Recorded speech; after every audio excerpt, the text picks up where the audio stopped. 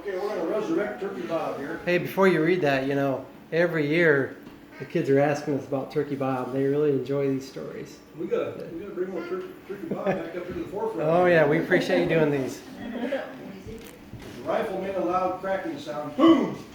Farmer Jones squeezed the trigger. It was a perfect morning for deer hunting. Farmer Jones finally got a shot at that 10-point buck he'd been seeing around the farm. The deer only ran 50 yards and down he went. Well, I wish that could happen to me. Yes, hollered Farmer Jones. This would help fill the freezer for winter and make for a nice trophy to hang on the wall. So Farmer Jones proceeded to process the deer, and in the freezer it went.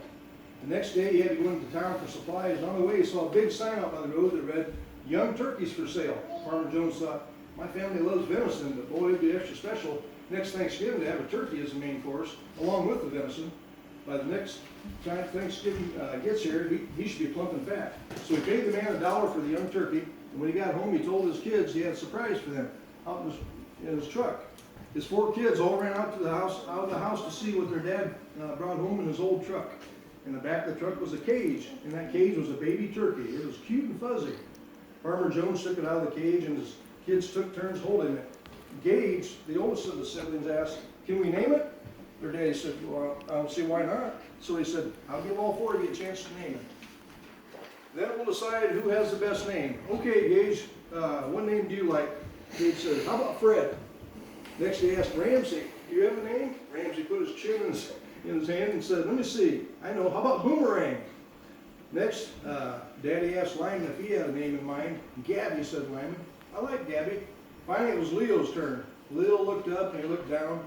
And then his eyes got really big. "I know," Leo said. "This turkey looks like he should be called Bob." The other 3 siblings all hollered up with excitement. "Yes, he does look like a Bob." So the daddy said, "Okay, Bob it is." Once Bob got big enough to be in the barnyard on his own, he began to explore his new home. As Bob strutted into the barnyard, he first saw a big goat. "I'm Billy," he said. "Welcome to the barnyard." "Gobble, gobble," said Bob as he made his way inside the barn. He looked in the stall and saw Judy the cow. And "When did you move in?" asked Judy. Judy. Judy. "This is my first day in the barnyard," said Bob. "Gobble, gobble," said Bob as he went out behind the barn. There he ran into Pete, the pony. Pete was a pretty white pony with brown spots. Pete cleared his throat and welcomed Bob to the barnyard. In the weeks to come, Turkey Bob became good friends with Billy, Judy, and Pete. They all loved their barnyard home. As weeks and months went by, Thanksgiving was approaching, and Bob had become big and fat.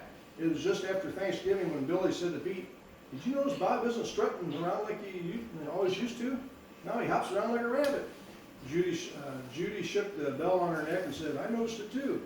The next day, Homer, a friend of Farmer Jones, stopped by to ask him if he had any luck deer hunting this year. "A doe was all I got this year," said Farmer Jones. "Boy, that was a nice 10-pointer you got last year," said Homer. About that time, along came Turkey Bob, hopping by the barnyard gate. What's the matter with that turkey?" Homer asked. "Why does he hop everywhere he goes?" "Well, he has to hop because he's missing a leg," Farmer Jones replied. "But let me tell you, Homer, that's one special turkey." "Well, what's special about him?" Homer inquired. "Well, a couple of months ago, about 2 a.m., we were all sound asleep. I heard the strangest noise I ever heard outside my bedroom window. And I finally realized it was Turkey Bob just a-squawking and carrying on, and he was a gobbling to high heaven and just going plumb crazy. He even flew up at my window and would peck on it, flap his wings. Finally, I wondered if maybe he's trying to tell me something. So I slipped on my housecoat, went into the living room, only to find the house filled with smoke and fire.